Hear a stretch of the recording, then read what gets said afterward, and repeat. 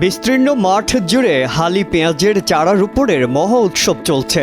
তীব্র শীত আর ঘন কুয়াশা উপেক্ষা করে কাকডাকা ভোর থেকে সন্ধ্যা পর্যন্ত কৃষকদের প্রস্তুত করা জমিতে পেঁয়াজের চারা রোপণ করছেন শ্রমিকরা। ফরিদপুরের সালথা ও নগরকান্দা উপজেলার 18টি ইউনিয়নে প্রায় 25,000 হেক্টর জমিতে হালি পেঁয়াজ আবাদের প্রস্তুতি নেওয়া হয়েছে বলে জানায় কৃষি বিভাগ। কৃষকরা জানান, শ্রমিকের মজুরি বেশি, সারের দাম বেশি, এছাড়া পেঁয়াজের বীজ কিনতে হচ্ছে অতিরিক্ত দামে। তারপরও ফলন ভালো হলে মুনাফা হবে। সার ওষুধের যে দাম, তাদের তো খেত ফেলা খুব কষ্ট ভাই করা।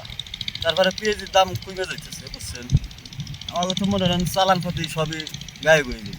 সরকার যদি এইগুলো হলে তাহলে তো মনে হয় যে আমরা অদফত হয়ে যাই। হ্যাঁ, দানা অনেকের মার গেছে। আমার দানা ভালো জ্বালাইছে একটু। এই সার ওষুধের যে দাম নিতেছে, ইয়ে ধারণা ছাড়া 1500, 1600, 1800 টাকা বস্তা নিতেছে। পেঁয়াজ লাগানোটা আমাদের কৃষকের উৎসব।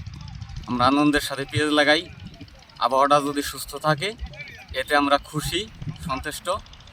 হ্যাঁ, আর এটা সোনার ফসল আমাদের ফললে এই দিয়ে আমাদের সংসার সুন্দরভাবে চলে। পেঁয়াজ লাগাইতেছি, বুঝছেন। তাই আল্লাহর দাম যদি ভালো হয় তাহলে তো লাভবান হবো। উপজেলা কৃষি কর্মকর্তা জানান, প্রতি বছরের মতো এবারও নগরকান্দায় বিপুল পরিমাণে পেঁয়াজ আবাদ করা হচ্ছে।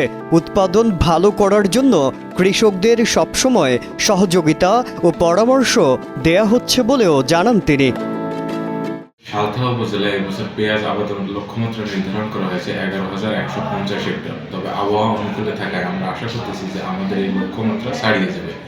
কৃষকদেরকে সহায়তার জন্য আমরা প্রণোদনার আওতায় 1450 জন কৃষককে 1 কেজি করে পেঁয়াজের বীজ, 10 কেজি এমওপি সার এবং 10 কেজি ডিএপি সার প্রদান করেছে। এর পাশাপাশি আমরা এবং আমাদের অন্যান্য অফিসের উপসহকারী কৃষি কর্মকর্তাবৃন্দ নিয়মিত মাঠ পর্যায়ে পরামর্শ প্রদান করে যাচ্ছি এবং আমরা আশা করতেছি যে উৎপাদন বহুগুণে ছাড়িয়ে যাবে। কৃষকদের মতে, শ্রমিক, সার, ওষুধ ও বীজের দাম বেশি, তাই খরচও বেড়েছে দ্বিগুণ। তবে আবহাওয়া ভালো থাকলে ভালো ফলন হতে পারে।